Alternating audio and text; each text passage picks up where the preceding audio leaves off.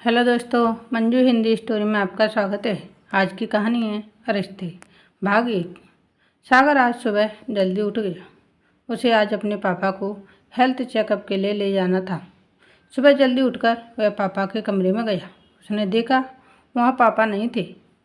वह किचन में माँ के पास गया। सागर: माँ, पापा कहाँ हैं? हॉस्पिटल जाना था। पुष्पा जी: बेटा, तेरे पापा सैर करने गए हैं। सागर: लेकिन माँ, आपको पता नहीं उनका बीपी कितना बढ़ा हुआ है। उन्हें अकेले सैर पर नहीं जाना चाहिए था। आपको उनके साथ जाना चाहिए था, या फिर मुझे बोल देते, मैं चला जाता। पुष्पा जी: कोई बात नहीं बेटा, उनके साथ कई लोग जाते हैं सैर करने, आ जाएंगे अभी। तू तैयार हो गया तो नाश्ता कर ले। सागर नाश्ता करने बैठ गया। कुछ ही समय में प्रशांत जी सैर करके वापस आ गए। सागर: पापा, आप जल्दी तैयार हो जाइए, चेकअप के लिए चलना है। उसके बाद आपको घर छोड़कर मुझे ऑफिस भी जाना है। प्रशांत जी: बेटा, तू क्यों परेशान हो रहा है? मैं अकेले ही चला जाऊंगा। सागर: नहीं पापा, आपको पता है ना, पिछली बार आप अकेले गए थे। पूरे दिन भूखे प्यासे रहने से आपको चक्कर आने लगे थे। आप जल्दी से तैयार हो जाइए, मैं गाड़ी निकालता हूँ। कुछ देर में दोनों हॉस्पिटल के लिए निकल जाते हैं। रास्ते में प्रशांत जी सागर से बात करते हैं। बेटा, तेरी अच्छी खासी नौकरी लग गई, अब तू शादी के बारे में सोच। मेरा क्या भरोसा, एक ही सपना है, तेरी बहन तान्या की तरह तेरी भी शादी देख लूँ। सागर: पापा, आप कैसी बातें कर रहे हैं? आपको कुछ नहीं होगा। वैसे भी अभी दीदी की शादी को 1 साल भी नहीं हुआ है। प्रशांत जी: बेटा, वो तो ठीक है, चल मेरी छोड़, पर शालिनी भी तो कई सालों से शादी के लिए इंतजार में बैठी है, उसके बारे में भी तो सोच। सागर: पापा, मैंने शालिनी से बात कर रखी है, उसका 1 साल का फाइनल ईयर है, उसके बाद हम दोनों शादी कर लेंगे। ऐसे ही बातें करते करते दोनों हॉस्पिटल पहुंच जाते हैं। सागर अकेले में डॉक्टर से बात करता है। डॉक्टर, कोई मेजर प्रॉब्लम हो तो नहीं है पापा को? डॉक्टर साहब, उम्र के साथ साथ शरीर ढलने लगता है। वैसे कुछ बड़ा नहीं लग रहा, लेकिन वे ठीक से खाना नहीं खा पा रहे थे, ये चिंता का विषय है। लेकिन तुम चिंता मत करो, मैं कुछ दवाइयाँ बढ़ा रहा हूँ। बस एक बात का ध्यान रखना, तुम्हारे पापा दवाइयाँ टाइम पर ले लें। सागर पापा को घर छोड़कर ऑफिस चला जाता है। शाम को वह ऑफिस से निकलने वाला होता है, तभी शालिनी का फ़ोन आ जाता है। दोनों शाम को एक कैफ़े में मिलते हैं। शालिनी: क्या बात है सागर, कुछ परेशान हो? सागर: नहीं शालिनी, पापा की तबीयत ठीक नहीं रहती। आज वे शादी की बात भी कर रहे थे। तुम्हें तो पता है, तन्ने दीदी की शादी को अभी 1 साल भी नहीं हुआ। उनकी शादी के लिए मैंने लोन लिया था, जिसकी EMI चल रही है। ऐसे में पापा के इलाज का खर्च मैं शादी के बारे में अभी सोच भी नहीं सकता। शालिनी, तुम चिंता मत करो, 2 महीने बाद मेरा कॉलेज ख़त्म हो जाएगा, उसके बाद मुझे नौकरी मिल जाएगी, दोनों मिलकर सब संभाल लेंगे। सागर: नहीं शालिनी, मैं अपने हालात का बोझ तुम पर कैसे डाल सकता हूँ? मैं चाहता हूँ कि तुम्हें सुख दे सकूँ, बस थोड़ा सा समय और दो, मुझे एक बार सेटल हो जाए,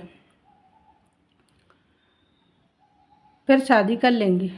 शालिनी चुप रह जाती है। दोनों कुछ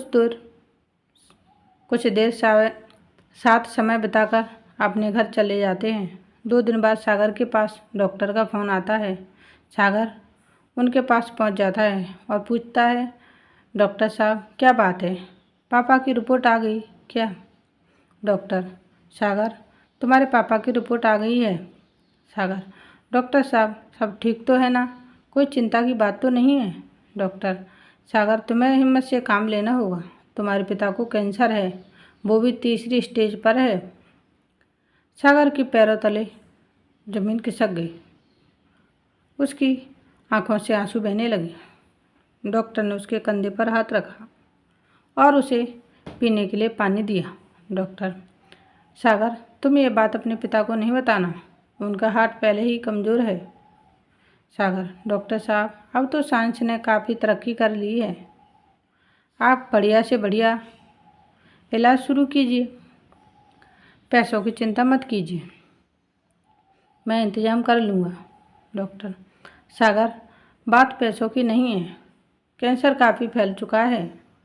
उनके पास ज़्यादा से ज़्यादा 6 महीने का ही टाइम है। मैं कुछ दवाइयाँ लिख रहा हूँ, इससे उन्हें कुछ आराम मिलेगा, लेकिन जितना हो सके उन्हें खुश रखने की कोशिश करना। सागर अंदर से टूट जाता है। वह बाहर निकलकर शालिनी को फ़ोन करता है। दोनों शाम को मिलते हैं। सागर शालिनी को सारी बात बताता है और रोने लगता है। शालिनी, सागर, तुम हिम्मत से काम लो, सब ठीक हो जाएगा। सागर, तुम्हें पता है शालिनी, मेरे पापा ने कितने कष्ट उठाकर मुझे पढ़ाया लिखाया। अब जब उन्हें सुख से रहने का समय आया तो ये बीमारी खड़ी हो गई। शालिनी, भाग्य के लिखे को कोई नहीं बदल सकता। अब तुम केवल उनकी खुशी के बारे में सोचो, उन्हें खुश रखो और खुद भी हिम्मत रखो। इसी तरह बातें करके सागर घर आ गया। घर आते ही पापा ने पूछा, बेटा क्या हुआ, रिपोर्ट लेने गए थे? सागर, पापा, सारी रिपोर्ट नॉर्मल है, कोई चिंता की बात नहीं है, बस कुछ बीपी बढ़ा हुआ है। डॉक्टर ने कुछ मेडिसिन लिख के दी हैं, आप लेते रहिएगा। ये कहकर सागर चुपचाप अपने कमरे में चला गया। उसके पीछे पीछे माँ भी चली आई। पुष्पा जी, बेटा क्या बात है, तू कुछ परेशान है? सब ठीक तो है ना? हाँ माँ। सागर, हाँ माँ, सब ठीक है, आप चिंता ना करें। पुष्पा जी, चल तो फ्रेश हो जा, मैं तेरे लिए खाना लगा देती हूँ। सागर, नहीं माँ, वो शालिनी से मिलकर आ रहा हूँ, वहीं हमने खाना खा लिया था। आप और पापा खाना खा लो और सो जाओ, मैं भी सोने जा रहा हूँ। उनके जाने के बाद सागर कमरा बंद करके बहुत देर तक रोता रहता है। अगले दिन वह घर से ऑफिस जाने के लिए निकला, लेकिन आज उसका ऑफिस जाने का बिल्कुल मन नहीं था। इधर एक दिन पहले जब शालिनी घर पहुंची तो उसका मन काफ़ी उखड़ा हुआ था। घर पहुंचते ही उसने देखा उसके पिता हिम्मतलाल जी सोफे पर बैठे थे। शालिनी की माँ सुशीला किचन में खाना बना रही थी। हिम्मतलाल जी ने पूछा, बेटी क्या बात है, बहुत परेशान है? उनके पूछने पर शालिनी ने सारी बात बता दी। उसकी बात सुनकर हिम्मतलाल जी ने कहा, ये तो बहुत बुरा हुआ, बहुत ही सज्जन हैं सागर के पिता। कुछ देर चुप बैठने के बाद उन्होंने आगे कहना शुरू किया, बेटी इस समय तुम्हें सागर का साथ देना चाहिए, वह बहुत तनाव में होगा। तभी सुशीला जी किचन में से बाहर आ गई।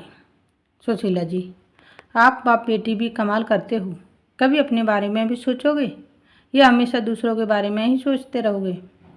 उन्होंने आगे कहना शुरू किया, सागर, और तुम पिछले 3 साल से शादी की बातें कर रहे हो, हर बार तुम ही उसके लिए कुर्बानी देती रहोगे।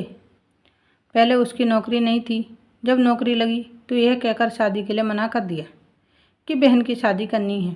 उसके बाद भी हम इंतज़ार करते रहे।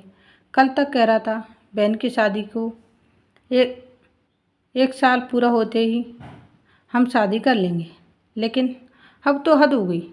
अब पिताजी की बीमारी बोलकर शादी को टल रहा है। मुझे तो उसकी किसी बात पर विश्वास नहीं है। कहीं तो मैं बेवकूफ़ तो नहीं बना रहा? माँ, शालिनी लगभग चीखते हुए बोली। शालिनी, माँ तुम कैसी बातें कर रही हो? सुशीला जी, ठीक कह रही हूँ बेटा, अगर तेरी जगह वो होता तो कब का किसी और से शादी कर लेता। क्या कुर्बानी सिर्फ औरतों के हिस्से में आती हैं? शालिनी बिना कुछ बोले उठकर अपने कमरे में चली गई। उसे माँ पर बहुत गुस्सा आ रहा था। वह कुछ देर तक बिस्तर पर पड़े पड़े रोती रही। फिर उसने उठकर मुंह धोया। फिर वह माँ की बातों के बारे में सोचने लगी, लेकिन इस बार उसे गुस्सा नहीं आया और कहीं न कहीं माँ की बातें ठीक लगने लगी। आखिर 4 साल बहुत लंबा समय होता है। अगले दिन जब वह सुबह सोकर उठी तो मन बहुत उदास था। असमंजस की स्थिति थी कि ऐसे में सागर का साथ दे या अपने भविष्य के बारे में सोचे। ये फैसला नहीं ले पा रही थी। इसी कश्मकश के बीच सागर का फ़ोन आ गया। शालिनी बहुत कंफ्यूज हो रही थी, इसलिए उसने फ़ोन नहीं उठाया। इधर सागर फ़ोन किए जा रहा था, लेकिन शालिनी फ़ोन नहीं उठा रही थी। आज की कहानी यहीं ख़त्म होती है। मिलते हैं अगले भाग में। Thanks for watching. Please like share and subscribe. धन्यवाद दोस्तों।